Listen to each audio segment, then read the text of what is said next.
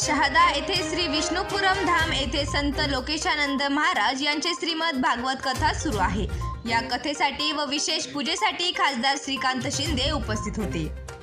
दरम्यान खासदार शिंदे हेलिपॅडवर पोहोचल्यानंतर तेथे त्यांचे माजी आमदार चंद्रकांत रघुवंशी, पूज्य साने गुरुजी विद्याप्रसारक मंडळाचे अध्यक्ष दीपक पाटील, शिवसेनेचे जिल्हाप्रमुख राम रघुवंशी, शहादा तालुका कृषी उत्पन्न बाजार समितीचे संचालक मयूर पाटील, धुळे जिल्हाप्रमुख सतीश महाले, कुणाल वसावे, धडगावचे नगराध्यक्ष धनसिंग पराडके, कृषी उत्पन्न बाजार समितीचे माजी सभापती सुनील पाटील यांच्यासह अनेक पदाधिकारी व कार्यकर्त्यांनी त्यांचे स्वागत केले। प्रतिनिधी विजय निकम, माझा महाराष्ट्र न्यूज, शहादा।